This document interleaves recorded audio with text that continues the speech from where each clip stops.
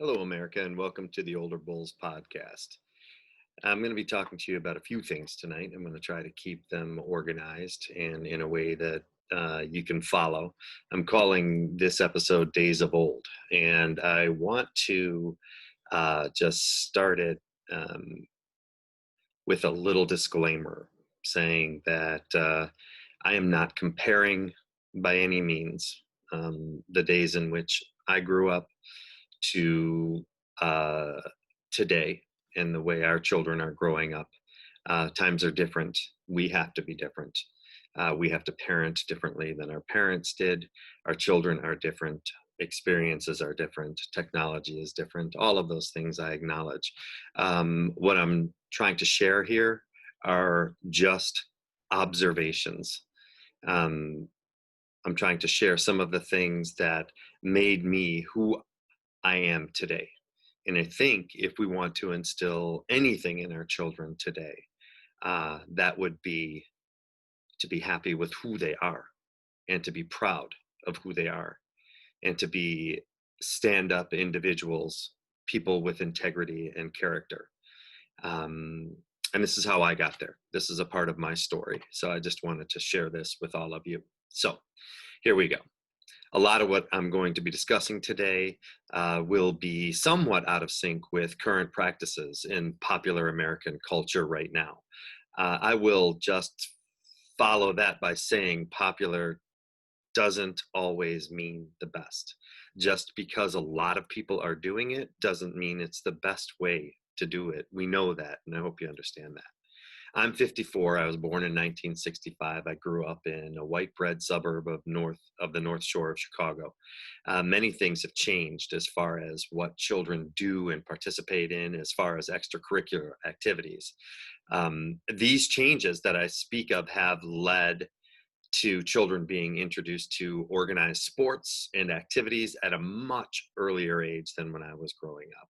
More children are introduced to at an earlier age than when I was growing up. Our society, or at least our segment, the part that I belong to, of society, it has decided to outsource our children's physical activities. Personally, I didn't play organized baseball, which was my game of choice, until the fifth grade. That said, not a day went by that I didn't play something somewhere in the neighborhood, whether it was football, hockey, ice, or street, baseball, tennis, basketball, soccer.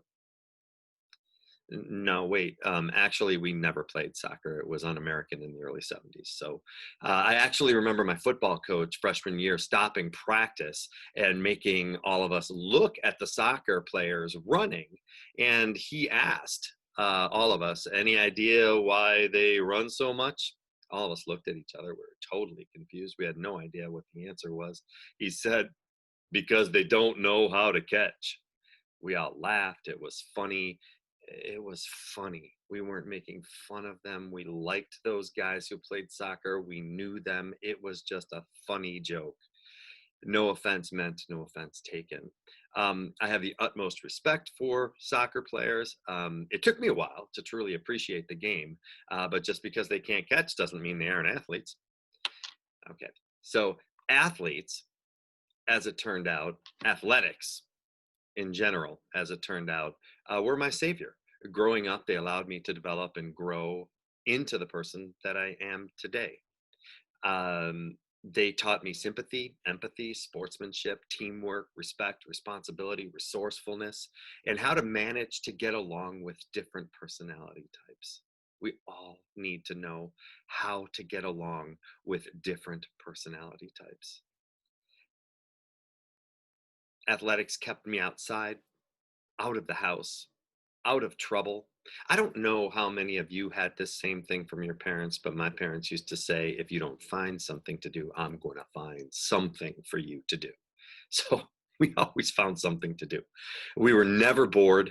We were always inventing new versions of games, adapting rules due to the lack of space or not having enough people or not having the right equipment. We had to be creative if we wanted to play, and we always wanted to play. We took turns being the commissioner I learned everything I needed to know about being a contributing member of society or a team by playing, whether it was a part of a team, organized or otherwise. I'd like to talk a little bit about competition for a minute. In order to be in a competitive state, we must have someone else in the picture, either in real time or in our heads, for the sake of comparison. So we're either thinking about the team that we want to beat or the individual we want to beat. And my example is I had a friend who I could never beat in tennis. And both of us were terrible. Not terrible, we were good, but we had never taken lessons. We just went to the courts. We had these rackets that we found, a secondhand racket, and I just wanted to beat him. So he was the guy that I had in my head all of the time. So when we have to look outside of ourselves to assess our self-worth, I think that we no longer are in control of our lives or the game or whatever we're doing at that time. My point here, I'm trying to make it clear, is that when we as individuals or society for that matter institutionalize competition at the expense of cooperation, we are in for some horrendous results. An athletic environment that focuses on cooperative teaching and learning of the skills and drills and knowledge that surround being a part of a team produces healthy children and young athletes who more than anything else want to share their joy and enthusiasm for the game rather than focusing on the individual accomplishments of winning or losing. Coaching should be much like teaching in a classroom. I've told you before, I've been a teacher for 30 years. I've been a gym teacher for 13, 15 years. I have no idea. But a great coach helps growing children establish a healthy, productive balance of freedom and discipline. Winning in competitive situations can be great, but it should never be the focus of attention and concern, especially for the younger athletes. I want the kids that I work with to be able to fall out of a tree and get back up and climb it again. Not look at the tree and cry and say, I'm never climbing that tree again. Or going into their house and not coming out because they've hurt themselves so badly. I want them to look at that tree and say, you know what, tree? I'm going to conquer you. That's what I want my students to do. It's simple. Okay, on winning and losing. If you win, you're called a winner. If you lose, are you then a loser? The implication here is that losing is bad, that failure is unacceptable. I don't subscribe to that theory. If I lose a tennis match, what is it that I have actually lost? That I really lost? My opponent won more games than I did. That's one thing that could have happened. I mean, maybe I didn't keep the ball in play as often as my opponent did. It's amazing to me how many children today seem to feel that a game isn't worthwhile if they don't win. They walk away saying, that was dumb. What a waste of time. That game was stupid. I'm the first to agree that winning can be very exciting, intoxicating even, much more so than losing. I think we can all agree to that. My point is that if we need to win to prove ourselves, all healthy perspective has been lost.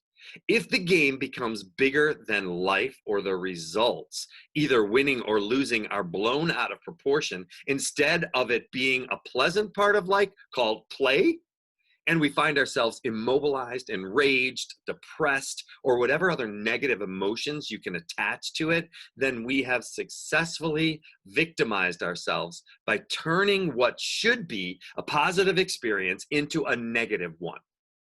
Ironically, I have found that, and I know my friends who are athletes as well have found this exact same thing, that the less emphasis I put on winning, the more likely I have been to actually improve my performance and win in the process.